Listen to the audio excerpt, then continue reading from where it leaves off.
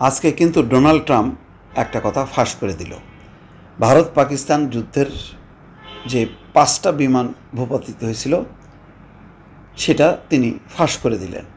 ভারত এখনও পর্যন্ত স্বীকারই করেনি যে তাদের যুদ্ধবিমান ভূপাতিত হয়েছে। আকারে ইঙ্গিতে তাদের সেনাপ্রধানরা বা যারা দায়িত্বে আছেন সামরিক বাহিনীর তারা বলছেন, কিন্তু মানে কি বলে একেবারে গলা কেশে যে পরিষ্কার করে বলা সেটা কিন্তু বলেনি, লজ্জায়।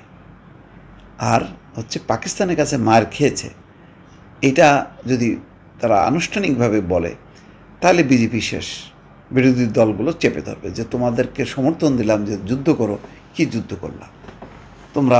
5টা বিমান হারাইলা। পাকিস্তান বলছে 6টা, আর ডোনাল্ড ট্রাম্প আজকে বলল 5টা। 5টার ব্যাপারে সবাই একমত, 6টার ব্যাপারে একটু বিতর্ক আছে। পাকিস্তান দাবি করছে যে 6টা, কিন্তু এই 5টা বিমানের ব্যাপারে সকল আন্তর্জাতিক মহল, সংবাদ মাধ্যম সবাই বলছে, এবং তার মধ্যে 3টা রাফাল যুদ্ধ বিমান ছিল। এত বড় মানে কি বলে তথ্য প্রকাশ হওয়ার পরও ভারত মুখে কলু পেটে বসে আছে। ডোনাল্ড ট্রাম্প সেটা ফাঁস করে দিলেন এবং তিনি ক্রেডিট নিচ্ছেন যে ভারত যুদ্ধ বন্ধের ব্যাপারে তার একটা ভূমিকা ছিল, মধ্যস্থতার ব্যাপারে, এবং ক্রেডিট তার যে তিনি সফল হয়েছেন। কিন্তু একই সঙ্গে তিনি তো ঠোঁট কাটা ঠিকই কিন্তু বলে দিল যে 5টা যুদ্ধবিমান ভূপাতিত হয়েছে। শুধু একটা জিনিস বলেনি যে এই বিমানগুলো কার, পাকিস্তানের নাকি ভারতের। পাকিস্তানের যদি হইতো তাহলে তো এতক্ষণ এইটার একদম মানে কি বলে ময়নাতদন্ত হয়ে রীতিমতো প্রকাশ হয়ে যেত যে কোথায় কীভাবে হয়েছে, এবং ভারত এটা ব্যাপকভাবে প্রচার করত। কিন্তু ভারত যেহেতু ভালো করেই জানে যে এগুলি পাকিস্তানের না তাদের, সেই কারণে তারা চুপ করে বসে আছে। তো ডোনাল্ড ট্রাম্প নাম উল্লেখ করেননি, কিন্তু তিনি যখন নিজের মুখে বলছেন যে 5টা বিমান ভূপাতিত হয়েছে, এই জিনিসটা আরও প্রতিষ্ঠিত হলো, স্বীকৃতি হলো যে বিমানগুলো ভারতের এবং ভারতের যুদ্ধবিমান ভূপাতিত হয়েছে। শুক্রবার হোয়াইট হাউসে রিপাবলিকান সদস্যদের সঙ্গে নৈশভোজকালে প্রেসিডেন্ট ট্রাম্প যুদ্ধবিমান ভূপাতিত হওয়ার এই তথ্য জানান। ট্রাম্প বলেন, গত এপ্রিল মাসে ভারত নিয়ন্ত্রিত কাশ্মীরে বন্দুকধারীদের হামলার পর শুরু হওয়া ভারত পাকিস্তান সংঘাতে 5টির মতো যুদ্ধবিমান ভূপাতিত হয়েছে।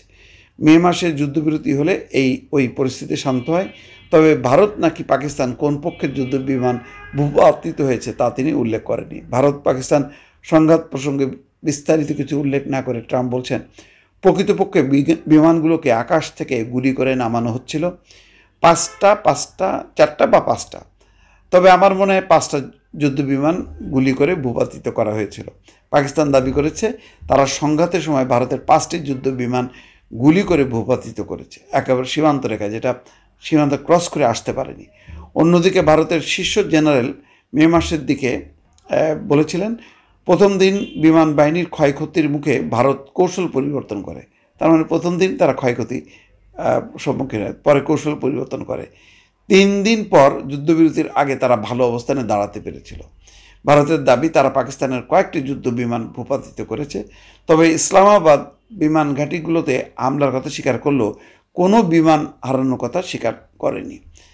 বিমান ঘাঁটিতে তারা হামলা চালিয়েছে, কিন্তু কোনো বিমান যুদ্ধে তারা ভূপাতিত করেছে এটা কিন্তু পাকিস্তান বলেনি, মানে ভারত দাবি করছে। 10ই মে ওয়াশিংটন উভয় পক্ষের সঙ্গে আলোচনা করে এবং এরপর সামাজিক যোগাযোগ মাধ্যমে ঘোষণা দিয়ে ভারত পাকিস্তানের মধ্যে যুদ্ধবিরতির জন্য ট্রাম্প কৃতিত্ব দাবি করেন। তবে ট্রাম্পের এই দাবির সঙ্গে দ্বিমত পোষণ করে ভারত বলেছে, এই যুদ্ধবিরতি ট্রাম্পের হস্তক্ষেপে হয়নি, মার্কিন বাণিজ্য আলোচনা বন্ধের হুমকিও তাদের অবস্থান বদলায়নি। যাক, ভারত এখন বলছে যে এটা মানে ট্রাম্প বললো আর যুদ্ধবিরতিতে গেল, তেমনটা হয়নি।